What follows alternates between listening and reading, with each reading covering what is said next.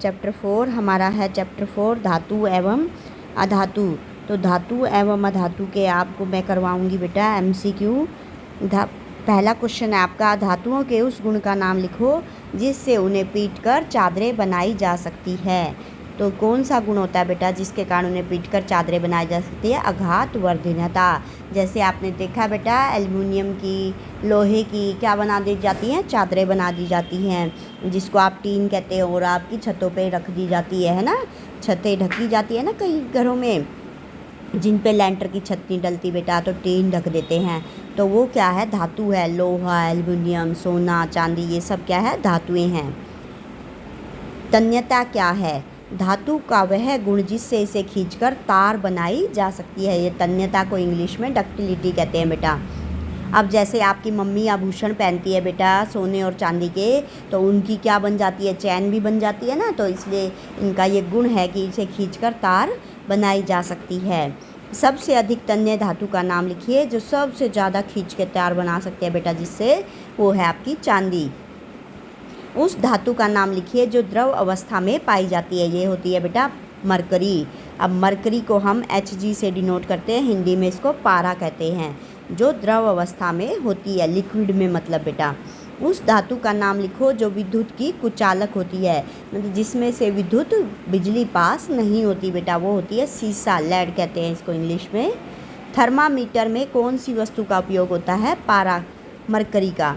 अब थर्मामीटर क्या होता है बेटा? जो आपको डॉक्टर जब आपका टेम्परेचर नोट करते हैं बेटा, जब आपको बुखार हो जाता है तो आपके मुंह में रखते हैं थर्मामीटर। उसमें हम कौन सी वस्तु का उपयोग करते हैं? मरकरी का, या बाजुओं के नीचे भी रख के आपका टेम्परेचर नोट करते हैं। कौन सी धातु और अधातुएं सामान्य ताप पर द्रव अवस्था में होती हैं? तो कौन सी धातु होती है बेटा? धातु तो होती है पारा और अधातु होती है ब्रोमीन, जो कमरे के ताप पर द्रव अवस्था में होती है। धातुओं के दो गुण लिखिए। धातु कैसी होती है बेटा? आघात वर्धनीयता और तन्यता। आघात वर्धनीयता का मतलब इनको पीटकर हम पतली चादरों के रूप में बदल सकते हैं, और तन्यता का मतलब इनको खींचकर पतले तार बनाए जा सकते हैं। दो धातुओं के नाम लिखो जो विद्युत और ऊष्मा दोनों की सुचालक है। तो वो दो धातुएं कौन सी होती है? तांबा और एल्युमिनियम। ऊष्मा की सुचालक का मतलब होता है बेटा इनको गर्म करने पर ये गर्म हो जाते हैं। अब तांबा और एल्युमिनियम आप देखते हो बेटा बिजली की तारों में प्रयोग किए जाते हैं ना, तो ये विद्युत के भी सुचालक हैं। तीन धातुओं के नाम लिखिए जो स्वतंत्र रूप में पाई जाती है। ये आपको याद रखनी है बेटा, चांदी, सोना, प्लैटिनम। स्वतंत्र रूप का मतलब है बेटा इनको हम खुले में आराम से रख सकते हैं। ये स्वतंत्र रूप हो सकता है कि ये न जल्दी से क्रिया नहीं कर सकती, ना वायु से, ना पानी से, ना ही ये आग पकड़ती है, इसलिए इनको हम आराम से खुले में रख सकते हैं। तो ये होती है जो स्वतंत्र रूप में पाई जाती है, सोना, चांदी और प्लैटिनम।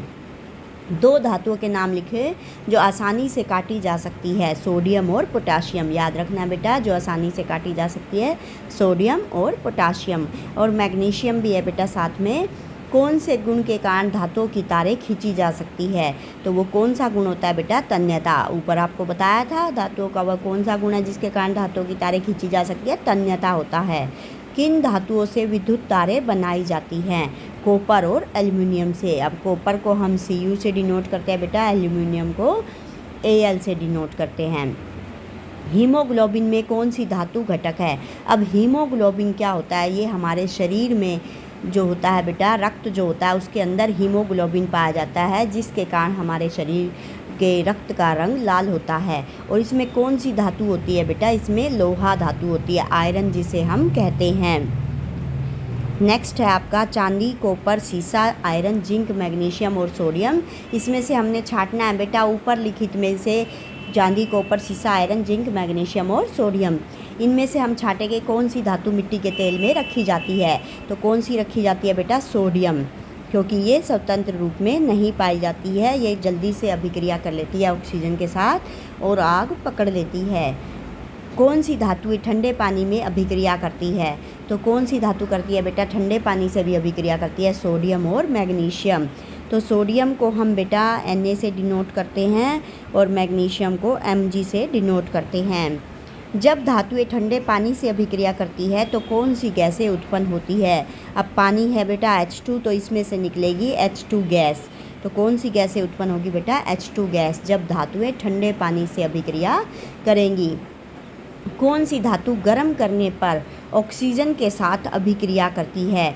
तो वो कौन सी धातु है बेटा जिसको यदि हम गर्म करते हैं तो वो ऑक्सीजन के साथ अभिक्रिया करती है? वो होती है आपकी मैग्नीशियम धातु, जो गर्म करने पर ऑक्सीजन के साथ अभिक्रिया करती है। कौन सी धातु हाइड्रोजन सल्फाइड H2S होता है बेटा, हाइड्रोजन सल्फाइड की उपस्थिति में काली पड़ जाती है? वो होती है आपकी चांदी। चांदी जो होती है बेटा आपकी किसकी उपस्थिति में काली पड़ जाती है? ये हाइड्रोजन सल्फाइड की उपस्थिति में काली पड़ जाती है। कौन? चांदी। ठीक है बेटा। कौन सी धातु ऑक्सीजन में चमकती ज्वाला द्वारा जलती है? ये होती है बेटा मैग्नीशियम, जो क्या करती है, अगर इसको हम जलाते हैं तो ये तेज वाइट ज्वाला, इसमें सफ़ेद ज्वाला निकलती है बेटा। ये आपको मैंने आंसर बता दिए हैं सारे। किन्हीं 5 धातुओं के नाम लिखिए जिनका उपयोग दैनिक जीवन में होता है। दैनिक जीवन मतलब बेटा आप रोज़मर्रा के जीवन में जो यूज होता है, एल्युमिनियम का यूज़ होता है, आयरन का होता है। एल्युमिनियम को Al से डिनोट करते हैं, आयरन मतलब लोहा Fe से डिनोट करते हैं, कॉपर मतलब तांबा Cu से करते हैं बेटा, और जिंक Zn होता है, और टिन होता है Ti से डिनोट करते हैं। पूरा नाम भी टिन है बेटा, बस इतना। ये है आपकी दैनिक जीवन में उपयोग होने वाली धातुएँ। किन्हीं 5 धातुओं के नाम लिखे जिनका उपयोग उद्योग में, उद्योग मतलब बेटा इंडस्ट्री में किया करते हैं हम, एल्युमिनियम का, आयरन का, कॉपर का, निकल का और जिंक का। निकल होता है बेटा Ni से डिनोट करते हैं। तो एल्युमिनियम का पता चल गया होगा आपको Al से, आयरन को Fe से, कॉपर को Cu से, जिंक को Zn से। सोडियम, जिंक, मैग्नीशियम और एल्युमिनियम स्वतंत्र रूप में क्यों नहीं पाए जाते? क्योंकि बेटा आपको बताया था ये किससे क्रिया करते हैं? वायु, पानी और अम्लों के साथ सक्रिय है। अम्ल का मतलब है बेटा एसिड, और पानी H2O वाटर जिसको आप कहते हो। वायु होती है आपकी, वायु में क्या क्या होता है बेटा? कार्बन डाइऑक्साइड, ऑक्सीजन, नाइट्रोजन, है ना। तो ये सब चीज़ों से क्रिया कर लेती हैं, इसलिए इनको स्वतंत्र रूप में नहीं रखा जाता है। इनको किसी चीज़ में डुबो कर रखा जाता है या लपेट कर रखा जाता है। किन्हीं 2 धातुओं का नाम लिखो जो वायु, पानी और अम्लों से सक्रिय नहीं है, जो इनसे क्रिया नहीं करती बेटा। सोना और प्लैटिनम। ठीक है, सोना और प्लैटिनम ऐसी धातु है जो वायु, पानी और अम्लों से क्रिया नहीं करती है। किस गुण के कारण धातुएं आभूषणों में उपयोगी होती है? क्या होती है बेटा? किस गुण के कारण? क्योंकि ये क्या होती है, इनमें धात्विक चमक होती है। कॉपर धातु का रंग क्या है बेटा? भूरा लाल। कॉपर धातु, कॉपर जो तांबा आप देखते हो घरों में, कैसा होता है बेटा? भूरा लाल। आयरन, कॉपर और मैग्नीशियम में से कौन सी धातु आसानी से काटी जा सकती है? अब आयरन है बेटा, लोहा आप देखते हो नहीं काटा जा सकता, कॉपर, तांबा ये भी नहीं काटा जा सकता, तो बचा कौन? मैग्नीशियम। ऊपर आपने देखा था सोडियम और पोटाशियम जिन्हें चाकू से काटा जाता है, और मैग्नीशियम है जिसको आसानी से काट सकते हैं। ओके बेटा, बाय बाय। नेक्स्ट वीडियो में फिर से मिलेंगे, बाय।